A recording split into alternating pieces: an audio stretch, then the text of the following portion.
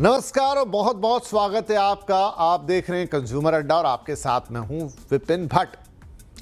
मौका है national consumer day का और हम पूछ रहे हैं कि क्या भारत का कंज्यूमर आज सच में सशक्त है, एम्पावर्ड है, या हम सिर्फ एक बड़ा बाजार बनकर रह गए हैं जहां हर कोई अपना सामान तो बेच सकता है लेकिन उसकी जवाबदेही बस कहने भर की है। भारत की 140 करोड़ से ज्यादा की आबादी, दुनिया का सबसे बड़ा मिडिल क्लास, दुनिया जमाने की कंज्यूमर प्रोडक्ट और सर्विसेज वाली ये इकोनॉमी, और इस इकोनॉमी की सबसे बड़ी ताकत कौन? कंज्यूमर। लेकिन क्या कंज्यूमर की इस ताकत के बराबर उसके अधिकार भी मजबूत हैं? शायद कागजों पर हैं। हमारे पास एक जो कानून है, भारत का कंज्यूमर कानून, जो कागज पे मजबूत दिखता है क्योंकि कंज्यूमर प्रोटेक्शन एक्ट है, कंप्लेंट पोर्टल्स हैं, शिकायत करने के लिए हेल्पलाइन नंबर्स हैं, पर जमीनी हकीकत यह है कि इस सब के बावजूद जब एक कंज्यूमर फंसता है तो अक्सर अकेला पड़ जाता है। 2025 की ही बात करें, हमने दो ऐसे बड़े मामले देखे जहां आम कंज्यूमर बेबस दिखा। ओला इलेक्ट्रिक स्कूटर्स को लेकर लोगों का गुस्सा आपको याद होगा, जब लोगों ने अपने पैसों से खरीदे स्कूटर तक जला दिए, आग लगा दी उनमें। क्यों किया होगा किसी ने ऐसा? क्योंकि उसे इसके अलावा कोई रास्ता नजर नहीं आया होगा, कोई सुनने वाला नहीं मिला होगा। दूसरी घटना तो हाल की ही है, इंडिगो क्राइसिस, जहां हवाई यात्रियों को घंटों एयरपोर्ट पर भटकना पड़ा, ना तो सही जानकारी मिली, ना कोई खाना पानी पूछने वाला। कोई अपनी ही शादी में नहीं पहुंच पाया तो किसी का इंटरव्यू छूट गया, और ऐसे अनगिनत किस्से आपको मिल जाएंगे। ऐसे में सवाल यह है कि जब कंज्यूमर सबसे ज्यादा परेशान होता है तो उसे सबसे पहले कौन सुनेगा? आज की इस चर्चा में हम यही जानने की कोशिश करेंगे। भारत में कंज्यूमर के अधिकार आज जहां खड़े हैं, शिकायतों का निपटारा कितना असरदार है, और क्या हमें एक बड़े बाजार के साथ साथ एक मजबूत कंज्यूमर इकोसिस्टम नहीं चाहिए? क्योंकि सिर्फ बाइंग पावर से कोई देश एक ग्रेट कंज्यूमर मार्केट या ग्रेट कंज्यूमर इकोनॉमी नहीं बन सकता। उसके लिए जस्टिस और अकाउंटेबिलिटी भी उतनी ही जरूरी होगी, और वो भारत के कंज्यूमर की मांग भी है, डिमांड भी है, अधिकार भी है और हक भी है। तो आज के इस कार्यक्रम की शुरुआत करते हैं। हमारे साथ दो खास मेहमान जुड़ रहे हैं। बरसों से कंज्यूमर की आवाज और कंज्यूमर राइट एक्टिविस्ट बिजान मिश्रा साहब, और सुप्रीम कोर्ट के वकील आशुतोष श्रीवास्तव जी, जो कि कंज्यूमर मामलों के भी बड़े जानकार हैं। आप दोनों का बहुत बहुत स्वागत है।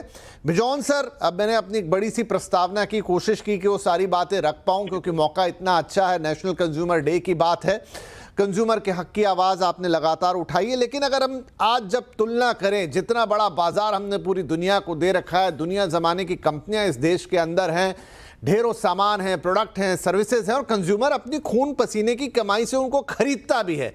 लेकिन किसी परिस्थिति में जब वो अटकता है, क्या हमारा सिस्टम उतना मजबूत है जो दिखे कि मेरे साथ कोई खड़ा है, मेरे जो पैसे लगे हैं उसके लिए मेरे पास जो राइट होना चाहिए वो मुझे मिले?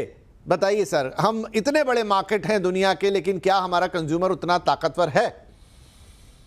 विपिन भाई, पहले तो आपको, आपके सारे दर्शकों को, हमारे पैनल के जो वरिष्ठ वक्ता हैं, उनको सबको नेशनल कंज्यूमर डे पे बधाई। और आपका, हम ये बढ़ाई नहीं कर रहे हैं, आपका opening remarks, it was just super. आपका ओपनिंग रिमार्क बिल्कुल सुपर रहा, क्योंकि आपने कई मिनट में पूरा निचोड़ निकाल के लाए कि 1986 में उपभोक्ता संरक्षण अधिनियम कानून जब हम लोग बनाए थे, और आज 2025 जहां हम लोग पहुंचे हैं, हम लोग कहां से कहां तक पहुंचे हैं, इसका विवरणी होनी चाहिए, इसका एक रेट्रोस्पेक्शन होनी चाहिए कि कहां तक हम लोग पहुंच पाए हैं। जब हम लोग ये कानून निकाले थे, ये कानून का केवल एक ही लक्ष्य था, सरल उपाय से उपभोक्ताओं को समाधान मिले उनका शिकायत का। ये कानून कोई सिविल कोर्ट नहीं था, ये कानून कोई तामझाम नहीं था कि लाल बत्ती बना लगाकर वो कमीशन के प्रेसिडेंट घूमेंगे या उनके आगे पीछे नौकर चाकर होंगे, ऐसा कुछ नहीं था। हम लोग इतने सरल बनाए थे कि वो कोई भी व्यक्ति अपना केस को लेकर जा सकता है, उनको वकील का भी जरूरत नहीं है, और 45 डेज मैक्सिमम 45 डेज में उनको समाधान मिल जाए, और जहां पर टेस्टिंग वगैरह की बात है, जहां पर कोई रिसर्च की बात है, तो 90 डेज का छूट दिया गया था। लेकिन आज यदि आप देखेंगे, हर एक जिले में ये डिस्ट्रिक्ट कमीशन होनी चाहिए, कंज्यूमर डिस्प्यूट रिड्रेसल कमीशन होनी चाहिए हर एक डिस्ट्रिक्ट। अभी तक हमको जितना, मतलब हमारे पास जितना आंकड़े हैं, 50% काम कर रहे हैं, 50% नहीं काम कर रहे। और हमको इतनी मालूम है कि आज लगभग ऑन एन एवरेज 2 साल लगता है किसी को समाधान प्राप्त करने के लिए। तो आप सोचिए कि यदि हमारे पास 2000 रुपया का कोई एक डिफेक्टिव सामान आया, जिसका गुणवत्ता सही नहीं है, हम यदि उसका मतलब रिटर्न करना चाहते हैं, या उससे यदि मेरा कोई क्षति हुआ, उसका क्षतिपूर्ति करवाना चाहते हैं, तो हमको 2 साल वेट करना पड़ेगा। मतलब 2000 रुपया के लिए हमको हो सकता 50,000 रुपया खर्चा करना पड़े वकीलों के पीछे इसका समाधान निकालने के लिए। तो हम लोग ऑलवेज ये चाह रहे थे कि एक सरल, इजी रिफंड एक्सचेंज पॉलिसी निकल कर आए। 2019 में नया कानून बन गया, एक बहुत नए ढंग से मोदी जी ने उपभोक्ता संरक्षण अधिनियम 2019 लेके आए, जहां पर उन्होंने फर्स्ट टाइम एक रेगुलेटर ले आया, सेंट्रल कंज्यूमर प्रोटेक्शन अथॉरिटी।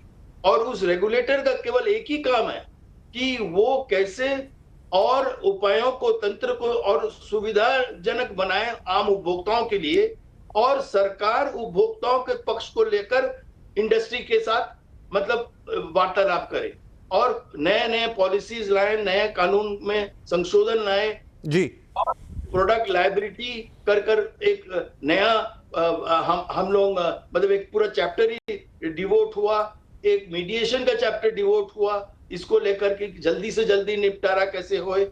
लेकिन वाकई में ये कागजी है ज्यादा, प्रैक्टिस में एक आम उपभोक्ता हमको आज नेशनल कंज्यूमर हेल्पलाइन सबको मालूम है, 18001140001915, व्हाट्सएप नंबर भी है 8800001915, लेकिन वो 24 घंटा नहीं चलता है, 8 बजे से लेकर 8 बजे तक चलता है।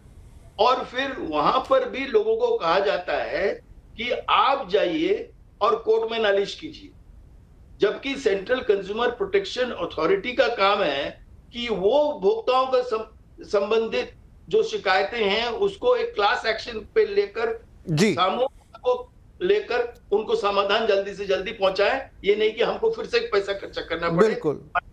तो